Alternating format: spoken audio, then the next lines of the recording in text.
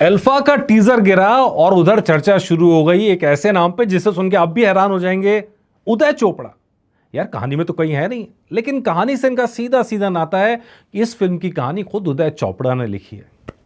नमस्कार, आप देख रहे हैं जनगमन रिएक्ट्स और मैं हूं मनीष शर्मा। यार लगातार हम कमेंट्स देख रहे हैं उदय चोपड़ा पर कि उनके ऊपर सवाल उठाए जा रहे हैं कि यार ये क्या कहानी लिख भी सकते हैं? अगर कहानी लिखी है तो पक्का किसी न किसी विदेशी फिल्म की कॉपी होगी। अब कहानी घर घर की है कि मतलब आदित्य चोपड़ा हैं, उदय चोपड़ा हैं, तो उनका नाम क्रेडिट्स में आना, इसके ऊपर बहुत सारे सवाल उठ रहे हैं, लगातार सवाल उठाए जा रहे हैं। कि अभी सबसे पहला सवाल तो टीजर पे उठ गया कि ये विदेशी फिल्म की हुबहू कॉपी नज़र आ रहा है। ऐसे लगातार कमेंट्स चल रहे हैं, ऐसी लगातार चर्चा चल रही है। और ये सब जब हो रहा है तो कहीं ना कहीं फिल्म की जो एक अप्रोच यहाँ से स्टार्टिंग से बननी चाहिए, उसको लेके एक थोड़ी सी नेगेटिविटी यहाँ क्रिएट हो जाती है। लेकिन जो लोग जानते हैं, क्योंकि फिल्मी बैकग्राउंड से आते हैं, फिल्मी फैमिली से आते हैं, धूम से जानते हैं, मोहब्बतें से जानते हैं, लेकिन फिल्मी करियर, उनका एक्टिंग करियर स्ट्रगल से भरा रहा है। लेकिन अगर आप देखेंगे वो लगातार फिल्मों के साथ, आप कह लीजिए वो लगातार जुड़े रहे हैं।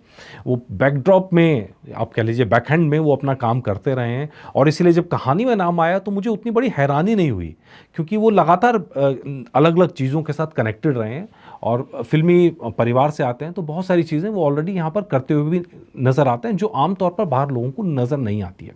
लेकिन अब सवाल यह है कि क्या हीरो के तौर पे तो बहुत बड़ा कर नहीं पाए उदय चोपड़ा, क्या अब इस फिल्म में एज ए राइटर के तौर पे, मतलब स्टोरी उनकी दिखाई जा रही है, हालांकि स्क्रीन प्ले किसी और का, डायलॉग किसी और के, स्टोरी उनकी बताई जा रही है, अगर कितना बड़ा कमाल यहाँ पर वो कर पाते हैं।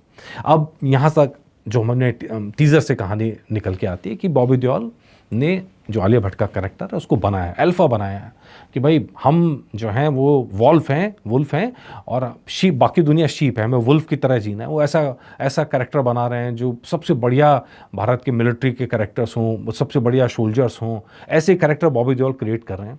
अब बाद में आके कहानी क्या रूप लेती है, कौन किसके खिलाफ जाता है, किसकी किससे टकराहट होती है, ये सब अब कहानी का हिस्सा होंगे। कितने अप्स होंगे, कितने डाउन्स होंगे, या जैसे आरोप लग रहे हैं कि विदेश की जो कहानी है उससे कितना अलग होगा, अब इन सब चीज़ों पे निगाह बनी हुई है। देखते हैं। जो एक्टिंग वाला पार्ट एकदम डिफरेंट पार्ट है, लेकिन इस टैलेंट के तौर पर, राइटिंग टैलेंट के तौर पर उदय चोपड़ा कैसे कर पाते हैं। अब जैसे जैसे कहानी आगे बढ़ेगी, ट्रेलर सामने आएगा, उसके बाद हमें ये चीज़ें पता लगनी शुरू होंगी और उसके बाद इसके ऊपर आपको इसका रिएक्शन हम लेके आएंगे।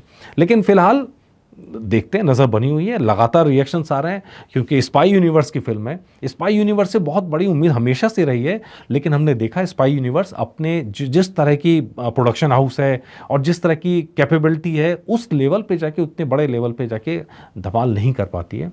हालांकि पूरी जान लगा दी, शाहरुख खान आ जाते हैं, सलमान खान आ जाते हैं, ऋतिक रोशन आ जाते हैं, लेकिन हमने देखा है कि वो पोटेंशियल की जो बात आती है वो स्टार पावर के सारे तो आ जाता है, लेकिन कहानी के दम पे जो आना चाहिए वहाँ थोड़ा सा ये कहानियाँ पीछे रह जाती हैं। क्या उदय चोपड़ा कहानी के जरिए इसमें चेंज ला पाएंगे? इस पे निगाह बनी हुई है।